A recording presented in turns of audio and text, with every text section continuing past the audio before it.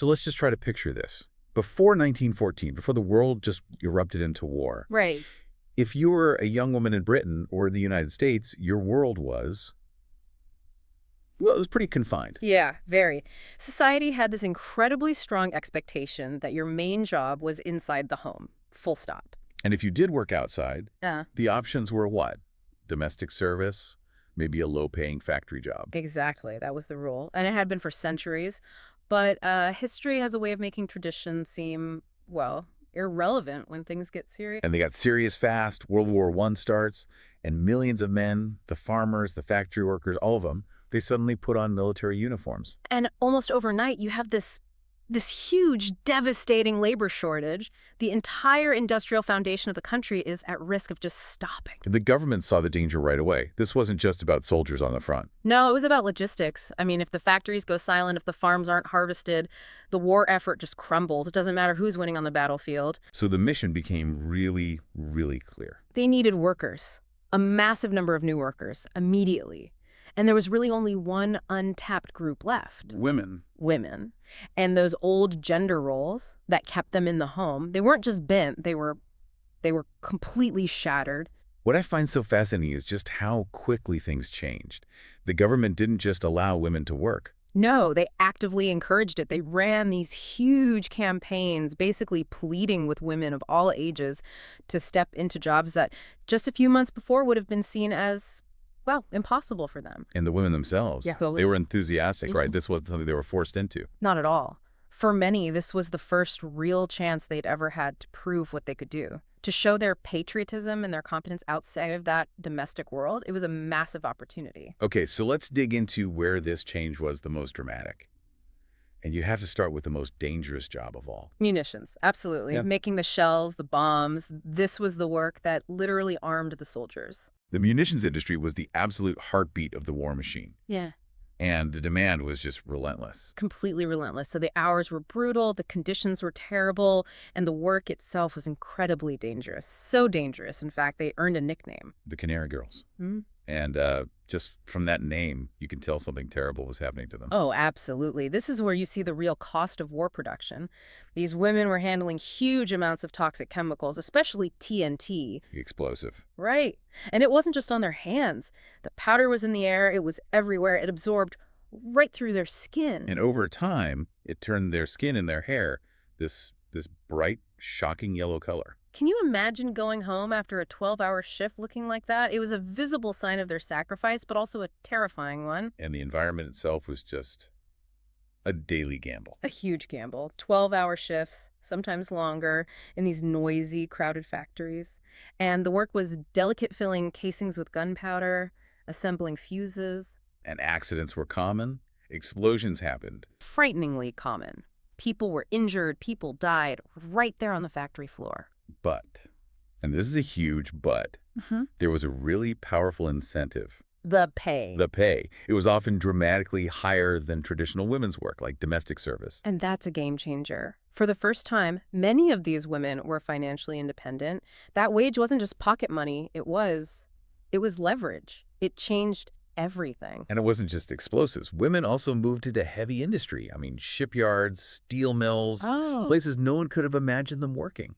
Yeah, and you get these iconic images from that time. Women operating giant cranes, welding thick metal plates for ships. Shaping steel for tanks and trucks. They were learning these incredibly complex mechanical skills that had always been for men. And the supervisors at the time, their reports are full of shock. They were just astonished at how quickly women mastered these difficult technical jobs. And that work was non-negotiable, right? I mean, they were the reason the military kept its technical edge. Absolutely. But the war effort wasn't just fought in factories. It was also fought in the fields. It was fought with food. Food security was a massive issue, especially for Britain, being an island. German U-boats were sinking supply ships, choking off imports. So they had no choice. They had to produce their own food or they would starve. And this led to the creation of the Women's Land Army. An organization that recruited women to go work on farms. Exactly. And many of these women were from cities. Some had, never even seen a cow up close before. So that learning curve must have been just vertical. Completely. They had to learn how to plow fields with horses, how to harvest crops by hand, how to care for livestock, which, means incredibly early mornings and really hard physical work. And they had to dress for it, too. They wore these practical uniforms. And crucially, those uniforms included trousers, which was, for women in public at that time, that was a huge deal. It was another symbol of this massive change. And back in the cities, with the men gone, all the public services were starting to struggle. Transportation is the perfect example. Suddenly, women are driving and conducting these huge, heavy buses and trams through busy city streets. There were also postal carriers, delivering mail, keeping that connection to the front lines open.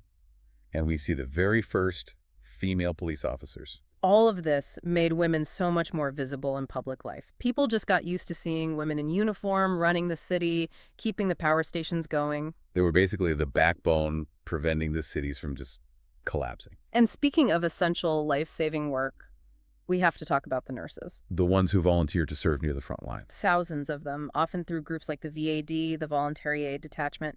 And they were in safe hospitals back home. They were in France, in Belgium, setting up field hospitals right near the fighting. The things they must have seen. Unimaginable. They were treating these horrific injuries from modern warfare. And they were dealing with the effects of poison gas attacks. It was just hellish. The emotional toll. The physical toll. Working sleepless nights, surrounded by suffering.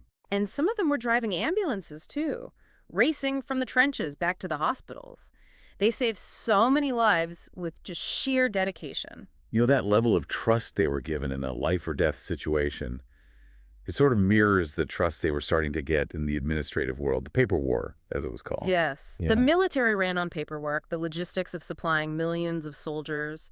It's just a colossal administrative task. And they needed people to manage all those records, supplies, and personnel files. So thousands and thousands of women were hired as clerks and typists.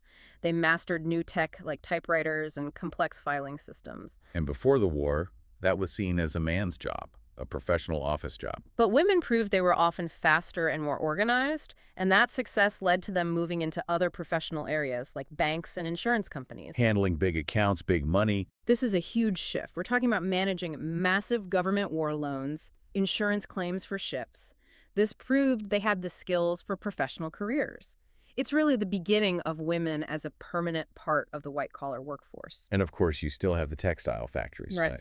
Making the uniforms, the boots, the blankets. Absolutely. Women working at incredible speeds to produce millions of uniforms, tents, even parachutes. It was tough, repetitive work, but for working-class women, it was a vital and steady income.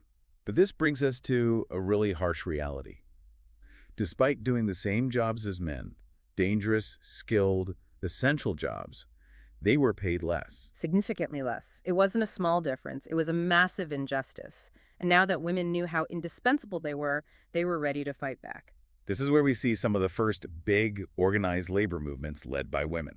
The best example is the 1918 strike in London, the bus and tram workers. Right. They didn't just ask politely, they walked off the job. And they demanded the same war bonus pay that the men were getting. And the disruption was so huge, the government had to step in and settle it. It was this critical moment where women showed they understood their economic power and weren't afraid to use it. And that economic power led to social independence, too. A profound social independence. For the first time, many young women were earning their own money, moving away from their families, living in hostels near the factories. And that new freedom, it changed everything. You see it in the fashion. The restrictive corsets and long dresses, gone. Income, shorter skirts, shorter hair. It was a whole new modern way of life, and the war was the catalyst. But then, the war ended, 1918. And all this progress, it hits a wall. A very hard wall.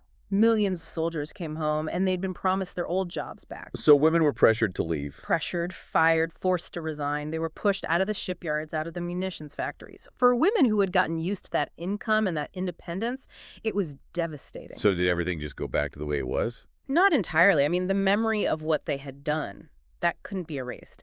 Society had seen with its own eyes that women were capable of doing any job if they were given the chance. The old arguments about physical strength or intelligence, they just didn't hold up anymore. And that had huge political consequences. How could you deny full citizenship to the people who had just saved the country with their labor? You couldn't.